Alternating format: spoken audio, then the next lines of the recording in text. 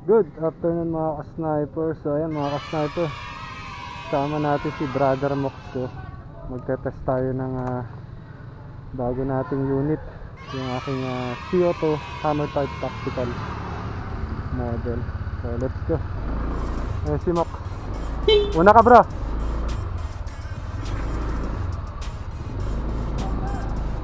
So ayan, thank you po Lord. Nasa unahan natin si Brother Mox. Makikita niyo.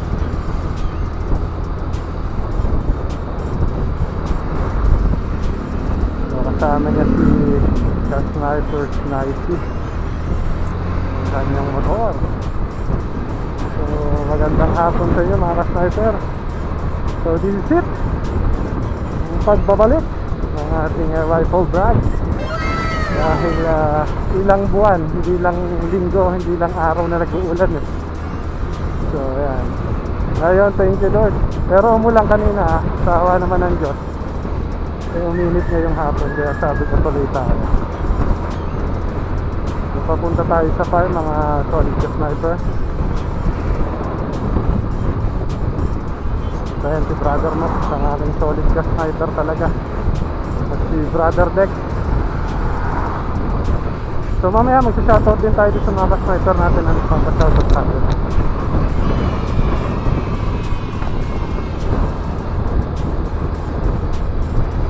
So as of now, ninanamnam ko pa rin at inoobserbahan itong aking bagong gulong.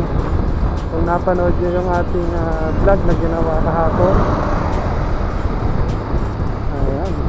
So October 5 ang aking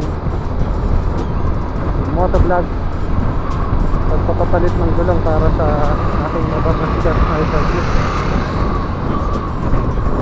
So pinalagyan natin ng 100 by 80 and 90-80 sa harap, Pirelli Angel. So one of the best brand ng gulong para sa ating mga motor. So, ganun din yung isa, si Michelin. So yung dalawang yun talaga yung aking pinagpipilian. Si Michelin Pilot Street 2 or itong si Pirelli Angel dito. So ramdam na ramdam ko yung changes niya mula dun sa stock na tire natin na Federal. Nagpapigas na ito. Ano po kung kita niyo ako, nakasakbit sa akin yung bag natin, baka ito. So mamaya malalaman natin kung kamusta yung performance ng aking CO2 hammer type tactical model. Yun no, ganda naman ang tambucho nun no.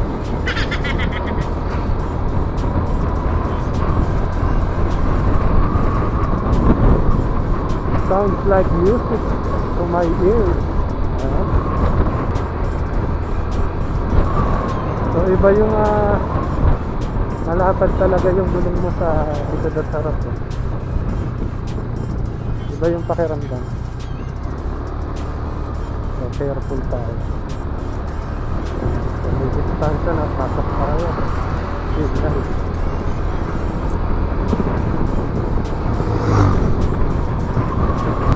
Pero okay din naman yung dati kong stock tayo. Talagang the best din. 3 years ko rin ginamit yun. To be exact, sa order natin, nabukas nga lang siya. Kaya sakto, pinalitan ko na rin. So, pa-birthday natin gulong kay Sniper Kit. 13,255 order. Yung pinalitan natin siya. To be exact. So eto, dito tayo. Iyan may bakod na pala sila tita. Ngayon lang ulit tayo nakabalik dito. So post ko muna. A few moments later. Good afternoon mga ka-sniper. So ayan mga ka-sniper, gaya ng promise ko sa inyo. So makikita nyo ang ganda ng panahon ngayon. Hindi natin papalagpasin yan. So kasama ko ngayon yung aking brother na si Mox. Ayan, may hawak na camera, mamaya papakita ko sa inyo. So meron tayo ditong 50 meters target. So ang gagamitin natin yung ating Taurus CO2 Tactical na hammer type version, ano, bagong model natin mga ka-sniper. So yan, pakita mo nga dito brother yung ating target. So ito, nagbilog kami dito, yan ang magiging point of aim natin. So may laking ano yan, ano to, 5 cents, nakikita ba dyan sa camera bro? 5 cents. So yan, 5 cents, yan. So dito tayo magpo-point of aim, tingnan natin kung saan magiging group nya, no. Bali anong gagawin natin? Pellet groupings, tingnan natin. So aim tayo dito. Tingnan natin kung saan dyan mag-group yung pellet. Basta dito tayo mag-aim mga ka-sniper. So tara. So ayan, kasama natin si Brother Mox. Ayan yung aking solid ka-sniper na si Brother Mox, kumpare ko. So syempre shoutouting kay Brother Dex. So nandito tayo, 50 meters. Pinakita namin sa inyo yung target, walang tama yon, para makita nyo talaga. Kung makita nyo medyo masukal na dito sa farm dahil sa tagal na nag-uulan. Hindi lang araw umulan, kundi buwan din, ano bro? Buwan na nag-uulan dito sa atin. So ayan, makita nyo, hindi tayo magkakat. So ito, dito tayo sa kabila para makita nyo. So ito, kung makikita nyo yung ating Taurus CO2 Tactical. So yan yung bago nating model mga ka-sniper. Napakaganda, nakasulat yan of power. So yan yung target, yung pinanggalingan namin ni Brother Mox. So ngayon nakahawak ng camera, pag umupo na ako dito, si Brother Mox, para makita nyo habang tinitira natin yung target sa layong 50 meters. Ayan, ay ibibigay ko muna sa inyo detalye ng ating unit na ito. So kung makikita nyo, ginamit nating scope ay Discovery, yung simple lang. Si brother, thank you brother. Napakaganda rin ang kanyang buttstock, adjustable yan. So yan yung ating Taurus CO2 Tactical. Yung kanyang tank, diameter nya ay 1 inch. Yan, napakataba na rin. Tapos yung ating haba sa tank, 15 inches. Naka 12 grooves yung ating barrel, tapos 16 inches yung haba ng ating barrel. So napakaikli, ano. Pero tingnan natin kung aabot sa 50 meters sa lakas ng power nya. Tapos 680 fps to 700 fps. So counted shots nya, sinubukan natin 15 powerful shots, 15 na kayang umabot ng long range shooting. So kung iuubos natin yung laman nya ay nasa 25 shots. So ayan, so brother nakihawak para makita ng ating mga ka-sniper. So gagamitin nating pellet mga ka-sniper ay Astro 18. Sa Astro 18 lang, para kahit sino ay makakabili. Pero pwede rin siya sa GSB, pero sa Astro 18 natin siya itetest. Okay, so ito, meron tayong Taurus CO2 tank din dito. Ayan, pakita ko na ang laman niya talaga ay CO2. Makikita niyo dyan. Ayan, kulay puti, di ba? So not high pressure, so CO2. So refill ko lang ito ka-sniper. Pakikuha naman bro. Ayan. So empty siya, empty. Then refill natin siya para talagang from empty lagyan natin ng CO2. Ayan, 3 to 5 seconds. 1, 2, 3, 4, 5 seconds. So okay na yun mga ka-sniper, hindi na yung kailangan patagalin pa. So ayan, narinig nyo, nag-release na. Ayan, so gaya na sabi natin, 50 meters pellet grouping. So thank you bro. So medyo hingal pa tayo dahil 50 meters yung nilakad natin, pero papakita ko pa rin sa inyo kung gaano kaganda tong ating Taurus CO2 hammer type tactical model. Okay, so shoutout din tayo pala sa mga ka-sniper natin dyan. So unang una, shoutout kay Daniel Toledo, ka-sniper natin, solid ka-sniper natin yan, PNP officer. Shoutout sa'yo Brad. Kay batchmate ko, kay solid ka-sniper, PNP officer Shelwin Pangilinan. Shoutout sa'yo bro. Yan din kay sniper Tatay Odi, retired PNP officer. Shoutout po Tatay Odi. So shoutout natin si Alfonso Sionco. Shoutout sa iyo ka-sniper. So shoutout din kay sniper Enrico Ordones. Ayan, shoutout ka-sniper. Kay sniper Elmar Bailon, shoutout po. Isang pastor. Shoutout din kay sniper Jimmy Ramilo. Ayan, shoutout ka-sniper. Kay sniper Loygel. Ano to, Duque. Shoutout sa iyo ka-sniper. Kay sniper Neil Mariano, shoutout sa iyo ka-sniper. Kay sniper Tatay Joel Mawal, shoutout sa iyo ka-sniper. Tsaka syempre sa mga ka-group namin ni Brother Mox sa team Cavite Air Rifle Shooters. Yan, shoutout po sa inyo lahat. Soon, tuloy natin yung ating fan shots, no? Pellet groupings muna tayo using itong ating CO2 Hammer type tactical, no? So let's go. Nakahinga-hinga na si guys sniper. Pero hingal pa rin sa shoutout.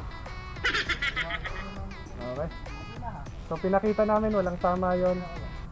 After ng 5 shots natin, lalapitan natin.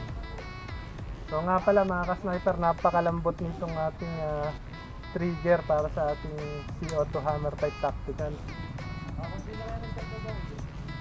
Okay. So yan. Ready. First shot.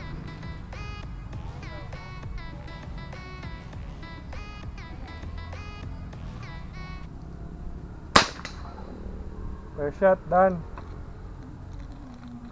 Napakalakas mga ka-sniper. Kung narinig nyo, para tayo naka-caliber 22. Pero CO2 lang siya. So ito second shot.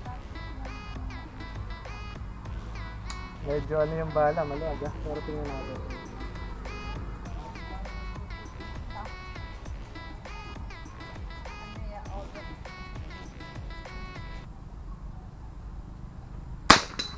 Lambot. So second shot done. Medyo maliit yung second bullet natin, yung second pellet natin. So pangatlo tingnan natin. Para sa CO2, napakalakas nito honestly. Dahil 50 meters CO2 maabot, tas rinig nyo yung impact. Napakalakas. Saka naka 16 inches barrel lang. So 680 to 700 fps.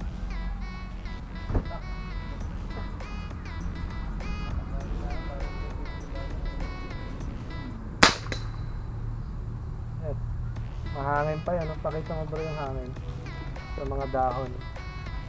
So challenge accepted para sa ating CO2 Hammer type tactical model. Pellet groupings dapat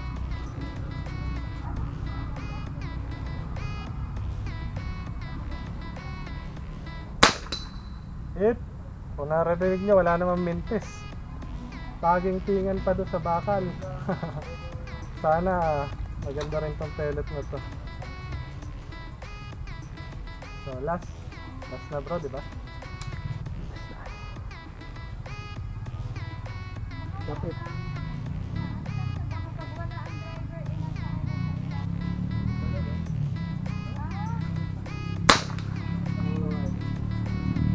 So tara, napita natin brother.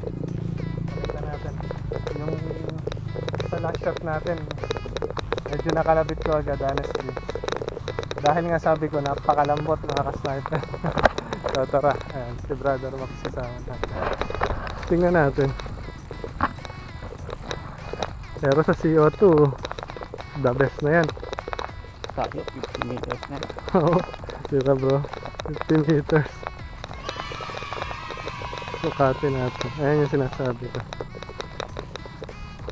So point of aim natin. So ito yung sinasabi ko na ano eh, second bullet nung pinasok ko, medyo ano siya, yung lusot agad. So it means maliit siya dun sa ating lagay ng pellet. Pero kung makikita nyo, ito yung groupings. So disregard nyo na itong isa. Ito yung ating 4 shots, no? Yung 4 shots na yan eh, pasok ba sa piso para sa CO2? Wow, pasok pala sa piso mga ka-sniper, diba? So ayan, makihawak nga bro para makita nila. Napakita natin dyan. Ayan pasok sa piso. So para sa CO2, piso yan mga ka-sniper. Para sa CO2, napakagandang unit. pasok sa piso. So ito, kung pellet na to ay naging same ang laki ng mga kagaya ng pellet na pinutok natin dito, ay baka mas maganda ang naging result. Sasama siya dito. So di kasi talaga maiwasan, lalo na sa gawang Pinoy na mga pellet, di naiwasan na may mga nayuyupi, may undersize, may oversize. Ayan, so kung gusto nyo talaga ng mas magandang pellet, sa imported medyo mas mahal nga lang, yun yung disadvantage niya. JSB, ika nga nila, carefully selected. So pero sa 50 meters CO2, pasok sa piso. Ayan, napakaganda, hindi ka magsisisi. Okay, kitang kita ba bro? Pasok sa piso, ayan may nakalagay pa piso. So okay mga ka-sniper, at kami ay mag-outro na ng aking brother. So thank you syempre kay brother at sinamahan niya ako dito. So ayan na muna, maraming salamat. Huwag niyo pong kalimutan na mag-like, share and subscribe.